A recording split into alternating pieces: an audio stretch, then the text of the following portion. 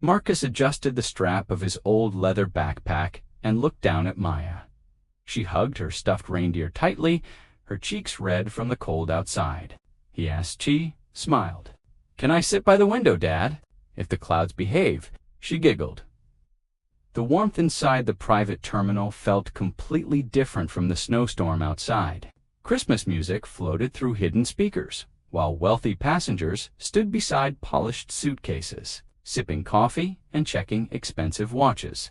Designer coats, tailored suits, and luxury handbags filled the lounge. As Marcus and Maya walked across the marble floor, conversation softened. A woman glanced at Marcus's faded hoodie, before quietly leaning toward her husband. "I think he's in the wrong." Terminal, her husband barely looked. "UP, probably."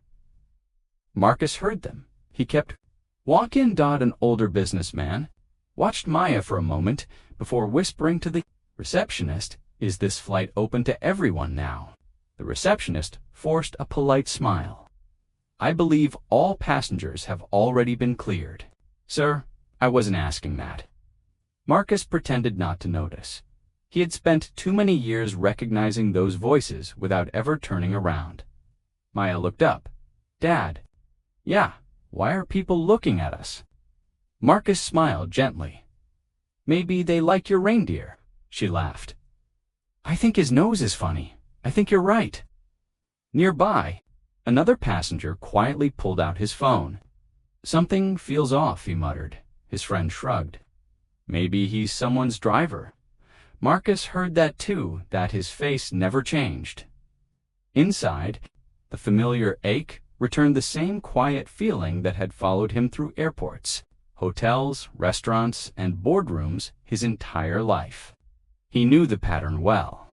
Nobody had accused him of anything. Nobody had raised their voice.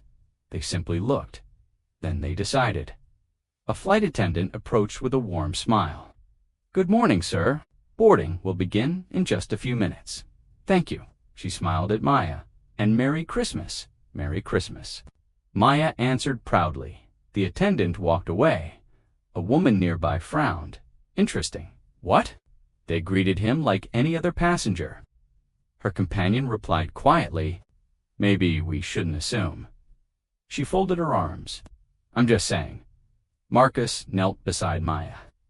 "When we get home, what's the first thing you're doing?" "Baking cookies." "And after that, opening presents." "And after that, eating more cookies." Marcus laughed softly. "That's a solid plan." For the first time since entering the terminal, someone nearby smiled. An elderly man closed his newspaper. "They seem like a nice family," another passenger answered. "They do?" The whisper slowed, but they never disappeared, across the lounge. Several eyes still followed Marcus every step. No one challenged the quiet judgment settling over the room. No one questioned why a father and daughter simply walking toward their gate had become the center of silent speculation. Marcus had learned long ago that prejudice rarely announced itself. It usually arrived wearing a polite smile. He rested a hand on Maya's shoulder. "Come on." She reached for his hand without hesitation. Together, they walked toward the boarding gate, while dozens of strangers watched in complete silence, each carrying their own opinion before either of them had spoken another word.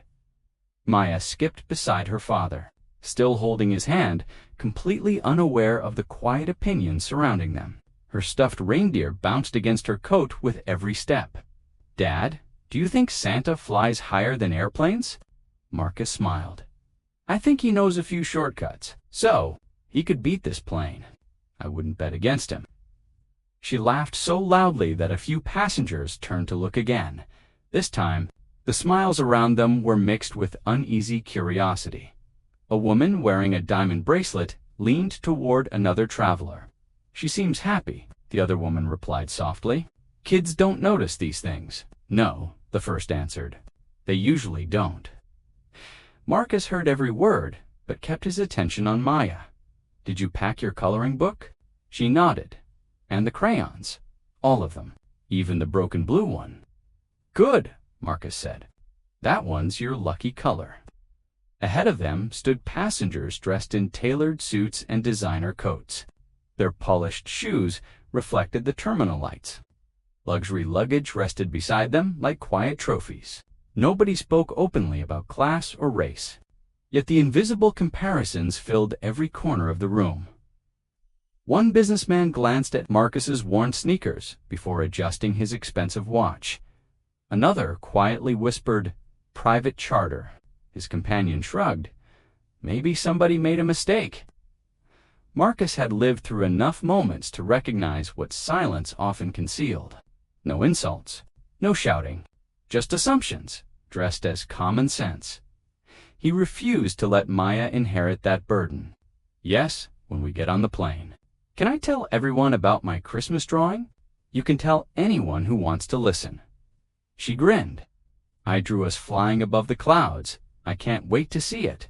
For Marcus, protecting that smile mattered far more than correcting strangers who had already decided his worth before learning his name.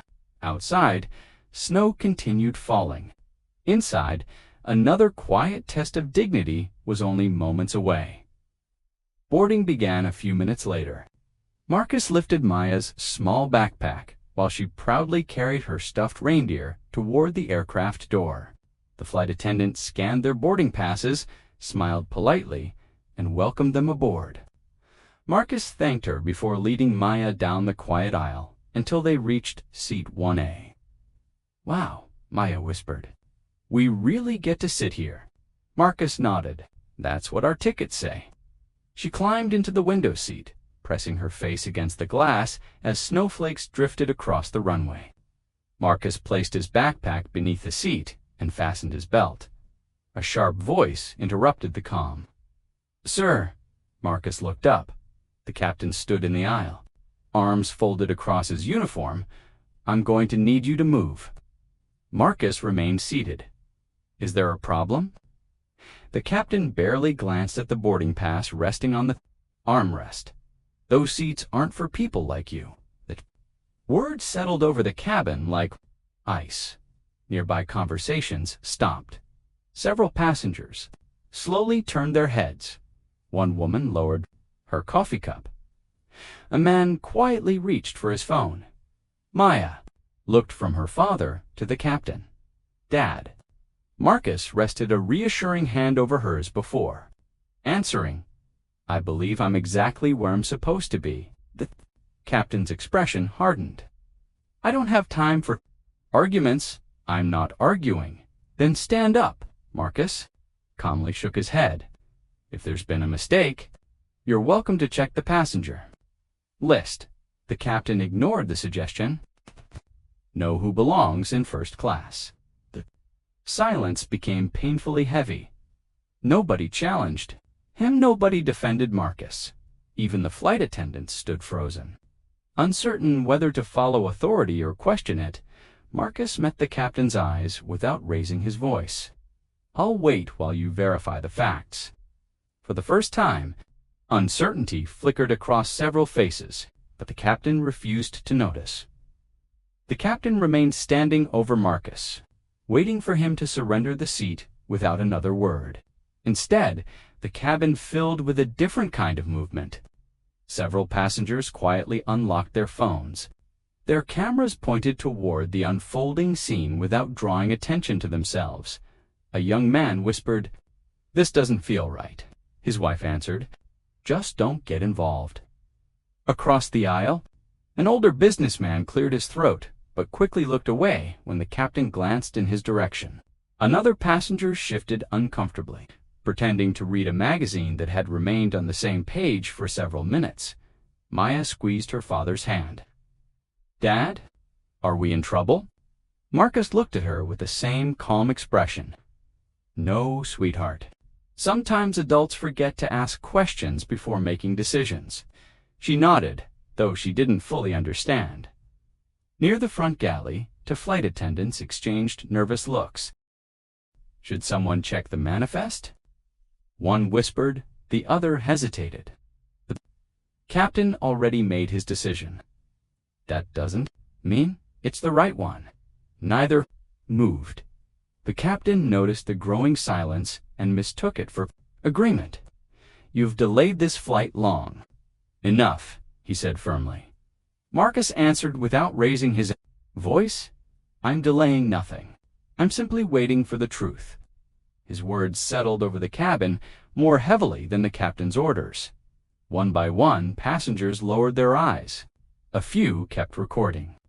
Others stared out the windows, choosing distance over courage. No one openly supported the captain anymore, yet no one stepped forward to defend Marcus either. The aircraft felt strangely smaller, as though every person on board had been forced to choose between comfort and conscience. Outside, snow continued falling against the windows. Inside, the silence had already revealed which side most people were willing to protect. Even before the facts had been spoken aloud, the silence lingered until Marcus lowered his eyes for just a moment. Nothing about the captain's words was new to him. They echoed memories he had spent years carrying without ever speaking about them. Every stare, every assumption, every polite rejection had taught him that prejudice rarely arrived, shouting. It usually smiled first. Maya studied her father's face. "Dad, has this happened before?" Marcus paused before answering. "More than I'd like to admit," she frowned. "Why?" "Because some people decide who you are before they give you a chance to show them." His voice remained gentle, but the weight behind it was impossible to hide. He remembered being followed through department stores as a teenager. He remembered security guards asking unnecessary questions, teachers doubting his potential, and restaurant hosts claiming tables were suddenly unavailable. Each moment had ended the same way. He had walked away with his dignity, while someone else kept their assumptions. An elderly passenger quietly watched Marcus. "He isn't angry," she whispered to the woman beside her. "No," the woman replied softly. "He's practiced." Those words lingered in the air. Maya slipped her small hand into her father's. "I'm sorry." "Dad!"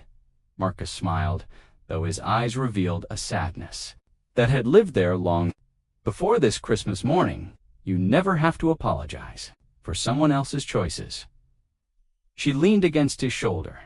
"I don't like the way they're looking at you, I know, but I like you." His smile became genuine, and that's more important than anything happening on this airplane. Several nearby passengers overheard the exchange.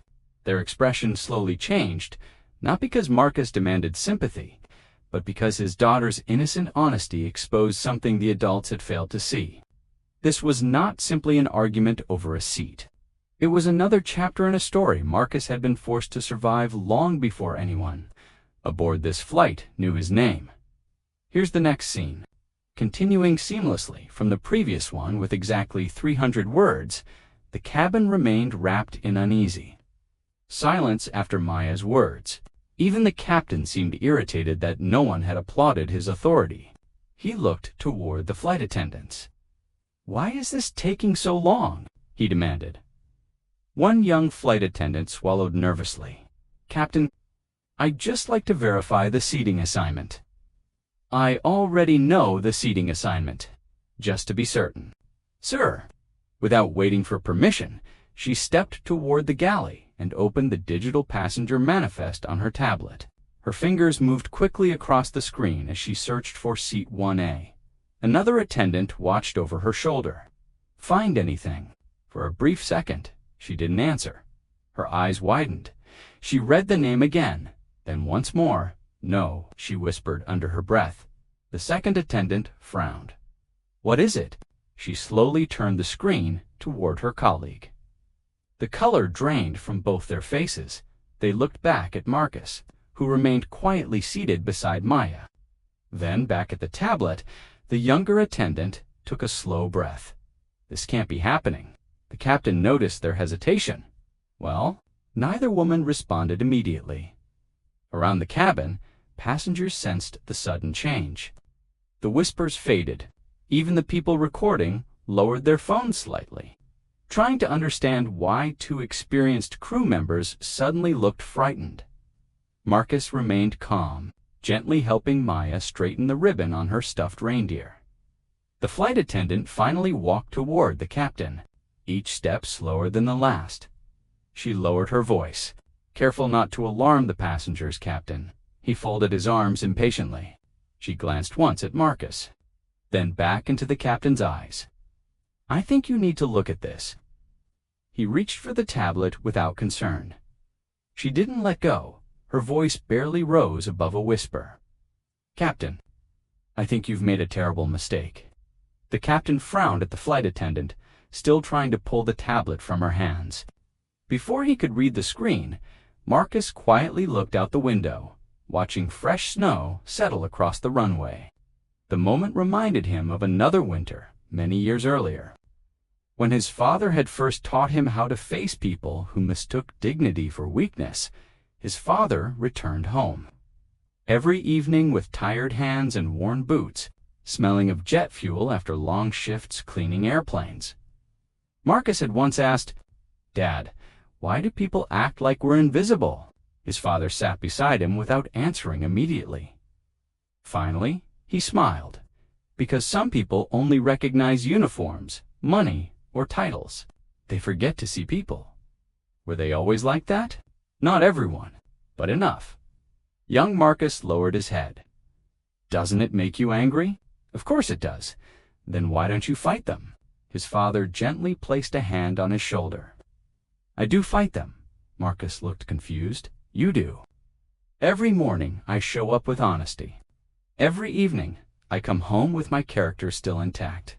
They can question my worth, son, but they don't get to decide it." Those words settled deep inside Marcus, becoming the foundation of every difficult day that followed. Back in the cabin, Maya noticed her father's peaceful expression, despite the growing tension around him. She whispered, "What are you thinking about?" Marcus looked at her and smiled softly. "My dad, was he brave?" "The bravest man I've ever known." As the captain impatiently waited for answers, Marcus realized he wasn't borrowing courage from the moment. He was simply living the lesson his father had given him years ago. Refusing to let another person's prejudice define who he would become, or how he would respond today, before the next confrontation unfolds, the story naturally moves deeper into Marcus's past. His father's words lingered in Marcus's mind, even as the captain stood, waiting for an explanation that hadn't yet come.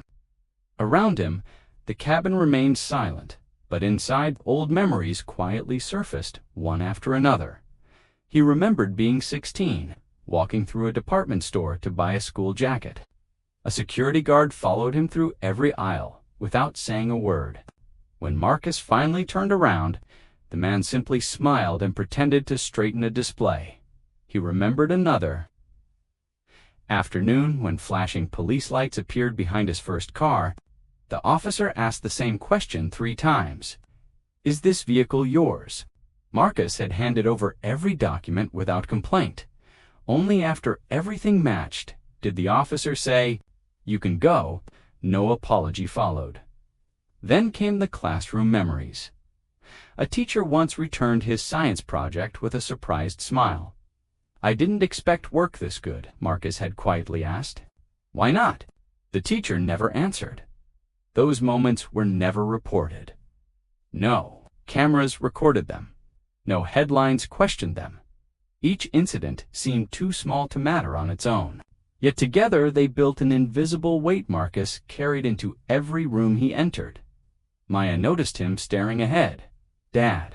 He looked at her. "You always tell me to believe in myself." "I do. Were people mean to you when you were little?"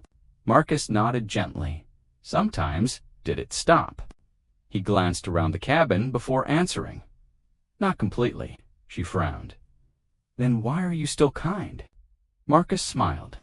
"Because if I let other people's fear change my heart, they would take something far more valuable than my time." His answer lingered in the quiet cabin. Several nearby passengers lowered their eyes, realizing they had just overheard the cost of a lifetime spent proving that he belonged where he had always belonged.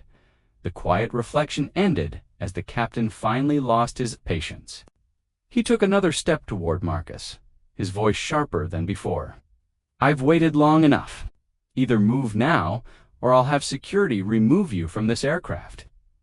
Several passengers shifted uneasily, expecting Marcus to argue. Instead, he simply looked at the captain. "I understand you're upset." "I'm not upset," the captain snapped. "I'm trying to do my job." Marcus nodded once. "Then let's make sure it's done correctly." The captain scoffed. "You still think you're staying in that seat?" Marcus didn't answer immediately. His father's voice echoed in his memory with remarkable clarity, as though the old man were sitting beside him instead of decades away. "Never confuse someone's ignorance with your worth." Those words had carried him through every closed door, every suspicious glance, every unfair accusation. They had reminded him that another person's prejudice revealed far more about them than it ever could about him. Maya gently squeezed his arm. "Dad." He turned toward her. "I'm okay." She searched his face. "You're not angry?" Marcus smiled faintly. "I have a choice." "What choice?" "I can carry someone else's anger, or I can carry my own peace." The captain folded his arms. "So that's your final answer?" Marcus met his eyes without the slightest trace of fear. "My answer hasn't changed." The flight attendant holding the manifest watched silently. She had expected shouting, accusations, or demands.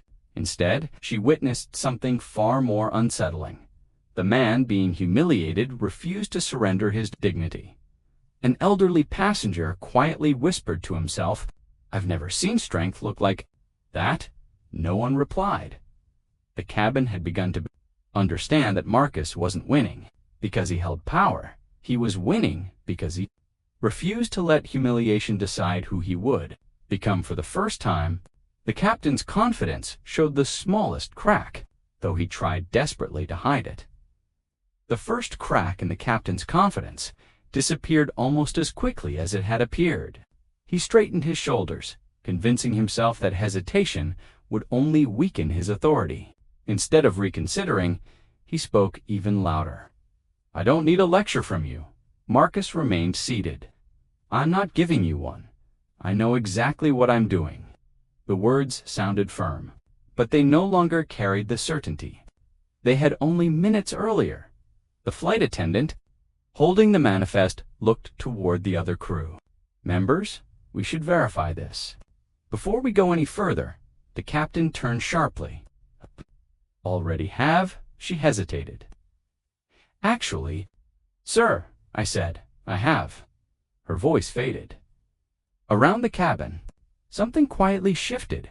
The businessman who had defended the captain earlier lowered his phone and leaned back without another comment. The woman wearing the diamond bracelet whispered to her husband. "Maybe we judged him too quickly," he answered. "Maybe we all did," near the front row. Another passenger stopped recording and quietly said, "If the captain is right, checking the records won't." Hurt, no one argued. The silence no longer protected authority, protected the search for truth. Even the crew members who had stood frozen moments before began exchanging uncertain glances instead of automatic agreement. The captain noticed it. His eyes moved. From face to face, nobody nodded. Nobody rushed to support him for the first time. He realized he was standing alone. Still, pride refused to let him step back. He pointed toward the aisle. "This discussion is over," Marcus calmly replied. "The discussion ends when the facts are clear." Another long silence followed. No one looked at Marcus with suspicion anymore. Instead, curious eyes turned toward the captain, without a single dramatic confrontation. The balance inside the cabin had shifted. Respect was no longer following the loudest voice. It was quietly gathering around the person who had never needed to raise his own. The scene continues naturally below with exactly 300 words. The cabin remained still after Marcus's final words. No one rushed to fill the silence anymore. Even the captain seemed unsure whether speaking again would restore the authority. that had quietly slipped from his grasp. Maya looked around at the unfamiliar faces staring toward them. She leaned closer to her father. "Dad, why are they looking at us differently now?" Marcus brushed a strand of hair away from her face. "Because people often judge before they understand." She thought about his answer. "So, they didn't know us. They never tried to—" Her eyes wandered across the passengers. Some quickly looked away when she noticed them. A middle-aged woman lowered her head. "I shouldn't have assumed," she whispered to herself. Her husband heard her. "Neither should one," across the aisle. The elderly passenger folded his newspaper. "I've spent years telling my grandchildren to speak up," he said quietly. "Today, I didn't." His words reached only the people nearest him, but they carried through the silence like a confession. Marcus looked at Maya again. "You can't control what people think when they first see you. What can I control? The way you treat them, even when they forget how to treat you." She nodded slowly. "I think Grandpa would like that." Marcus smiled. "He taught me the same lesson." The captain remained silent, listening despite himself. No accusation was directed toward him. No one demanded an apology, yet every calm sentence Marcus shared with his daughter seemed to expose another uncomfortable truth. Several passengers quietly put away their phones. They no longer wanted a viral video, wanted to forget the part they had played. By saying nothing, Marcus gently squeezed Maya's hand. "Never let someone else's assumptions decide the kind of person you become." She smiled softly. "I won't, Dad." Around them, lowered eyes revealed that the lesson had reached far beyond one little girl. Maya's quiet promise lingered in the cabin long after she spoke. Around them, passengers sat with lowered eyes, each wrestling with private thoughts they had not expected to confront before takeoff. Yet none of them knew the greatest truth remained completely hidden to every person on board.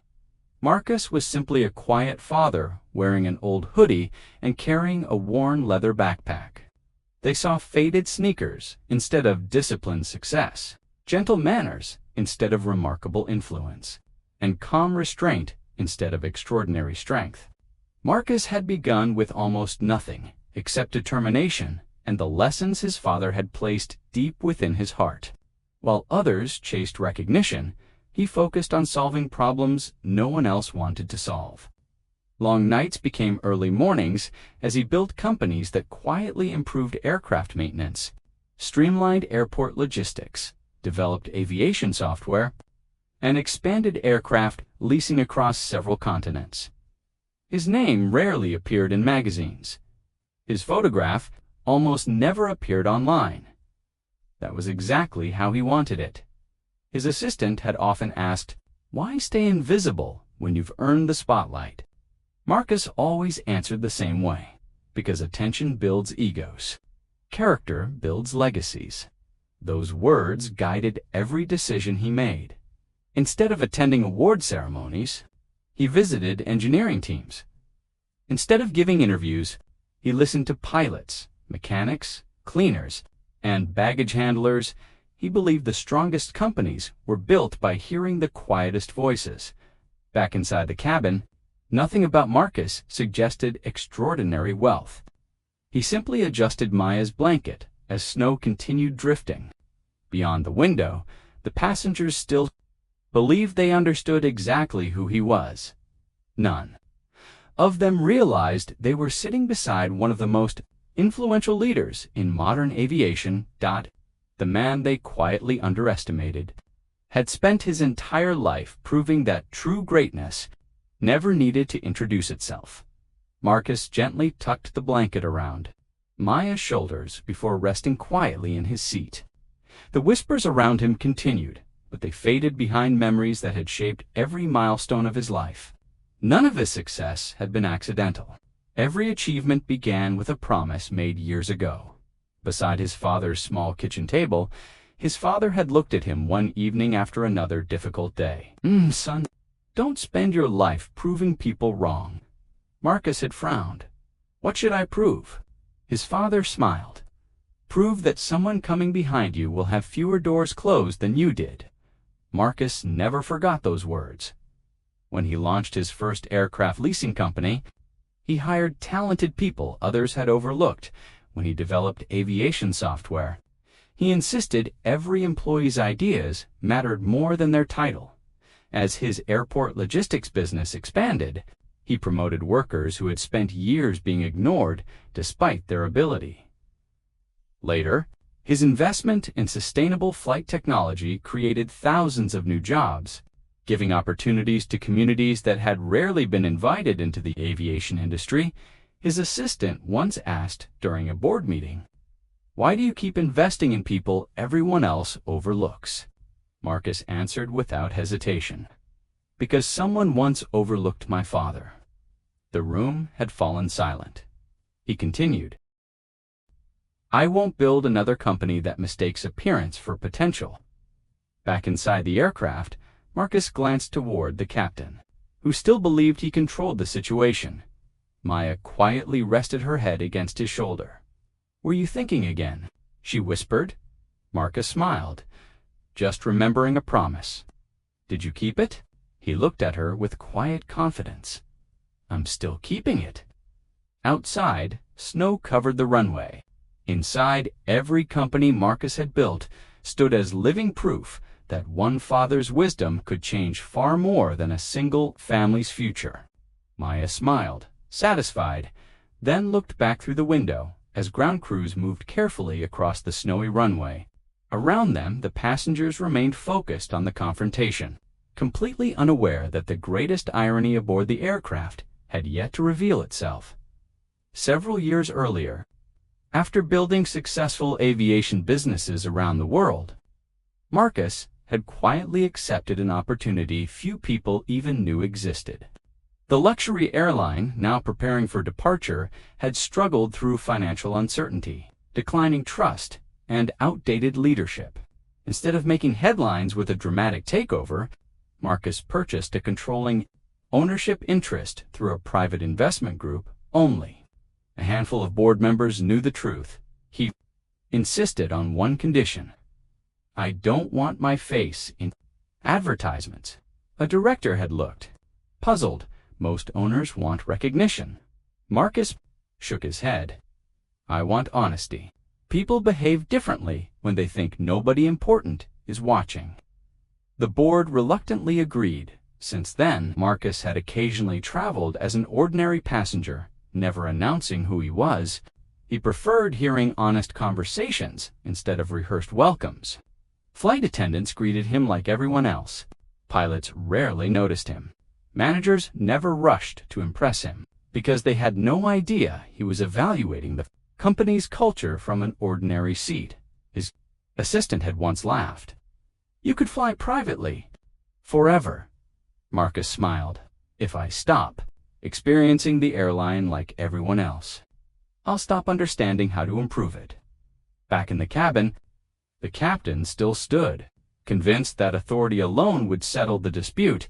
He never imagined the quiet father before him was the very person responsible for protecting the future of the airline. Marcus simply adjusted his watch and waited. The truth required no introduction. It only required patience until the right moment arrived. Marcus remained perfectly still, showing no sign that the captain's authority or the passenger's whispers had unsettled him. Only one thing refused to stay quiet. The phone resting inside his jacket vibrated again, then again and again. "Your phone keeps buzzing." He slipped it from his pocket, just long enough to silence another notification. The screen was filled with missed calls and urgent messages from his assistant, senior executives, and members of the airline's leadership team. "The board needs your approval immediately. Please answer. It's urgent." His assistant sent another message. "Sir, we've been trying to reach you for 30 minutes. The chief operations officer is looking for you." Marcus calmly locked the screen without replying. Maya tilted her head. "Is work bothering you?" He smiled gently. "Work can wait, but they sound worried. They usually are." She laughed quietly. I'm glad you're with me. Instead, so am I. Another vibration echoed through the silent cabin. The captain glanced at Marcus with visible irritation. If you're finished texting, perhaps you'll finally cooperate. Marcus looked up. I haven't answered a single message. The captain scoffed. Convenient. Marcus simply placed the phone back into his pocket. Nothing on that screen mattered more than the little girl sitting beside him. He had promised Maya that Christmas belonged to family, not boardrooms or business meetings. Revealing who he really was would end the confrontation immediately. Every crew member would apologize. Every passenger would change their tone. But Marcus wanted something far more valuable than instant respect. He wanted the truth. He wanted everyone in the cabin to reveal who they were before discovering who he was. Outside, the snow continued falling. Inside, another urgent message appeared on his silent phone, unanswered, while the people searching desperately for Marcus had no idea they were only a few steps away.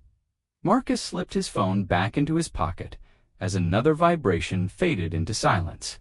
The unanswered messages only strengthened his resolve. If the truth needed to emerge, it would do so naturally. He refused to use his position as a shield when simple fairness should have been enough. The captain mistook Marcus's silence for surrender.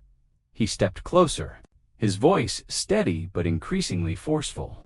I've given you every opportunity to cooperate. Marcus looked at him calmly. I've given you every opportunity to verify the facts. The captain ignored the remark. I don't need another lesson. Near the galley, the younger flight attendant quietly whispered to her colleague, Something doesn't feel right. I know. Should we call operations? The older attendant hesitated before nodding. I think we have to. They moved carefully away, hoping the captain would not notice. Several passengers exchanged uneasy looks. A man near the aisle quietly muttered, Why won't he just check the records? His wife answered, Because then he might have to admit he was wrong. Neither realized Marcus could hear them. The captain folded his arms. This flight is leaving on schedule. Marcus replied, That depends on the decisions made in the next few minutes. Those words lingered longer than anyone expected. That the atmosphere inside the cabin had changed completely. Nobody spoke with confidence anymore. The crew members avoided the captain's eyes. Passengers, who had once defended him, now watched in uncomfortable silence. Without realizing it, every harsh command he delivered weakened his own authority. Each refusal to listen pushed the situation further beyond a simple seating dispute. What began as one man's assumption was quietly becoming a test of the airline's integrity. The captain still believed his uniform guaranteed obedience. He never considered that truth required no rank, no title, and no raised voice. It only needed enough patience to let arrogance expose itself before everyone watching. The final words settled over the cabin like fresh snow. No one realized that, beyond the aircraft door, events were already moving faster than anyone inside could imagine. The unanswered messages on Marcus's phone had reached the highest levels of the airline, and concern was quickly turning into alarm. Footsteps echoed through the private terminal. The chief operations officer moved past the gate with unusual urgency, ignoring curious looks from ground staff. His tie hung slightly loose, and his breathing was uneven from hurrying across the terminal. A gate agent stepped forward. Sir, we're almost ready for departure. The executive stopped. Has Flight 7 departed? Not yet. Relief crossed his face for only a second. Good, he continued, toward the aircraft without another word. Inside the cabin, the captain still believed he controlled the situation. Last chance, he said firmly. Stand up, Marcus calmly answered. I'm already where I belong. Before the captain could respond, The aircraft door opened, every head turned. The chief operations officer stepped inside. Scanning the cabin with anxious eyes, one flight attendant hurried toward him. "Sir," he quietly asked, "where is Mr. Ellison?" She slowly pointed toward seat 1A. The executive followed her hand. The moment he saw Marcus sitting beside Maya, the color drained from his face. For a heartbeat, he simply stood there. Marcus met his eyes with the same calm expression he had worn since boarding. The executive understood. Everything without a single explanation. He looked toward the captain. Then back at Marcus. His voice almost failed him. "Oh, no," the captain frowned. "Is something wrong?" The executive took a slow breath, realizing this was no longer about one employee's mistake. Every passenger watching, every phone recording, and every decision made during the past few minutes now threatened to expose failures. Reaching far beyond this aircraft, nothing aboard that flight would ever be the same again. The cabin remained frozen after the executive's quiet words. No one understood why the airline's chief operations officer had suddenly gone pale. The passengers looked from him to Marcus, searching for answers that neither man seemed eager to give. The executive took 2 careful steps forward. His breathing slowed. His professional smile disappeared. "Mr. Ellison," Marcus offered a polite nod. "Good morning." The WAG greeting sounded so ordinary that it made the silence even heavier. The captain frowned. "You know this passenger." The executive did not answer immediately. His eyes remained fixed on Marcus, then briefly shifted to Maya, who smiled politely without realizing the importance of the moment. "Merry Christmas," she said. The executive forced a gentle smile. "Merry Christmas, sweetheart." When he looked back at Marcus, concern had completely replaced confidence. "Very sorry you had to experience this." The captain blinked. "Sir, there appears to be some confusion.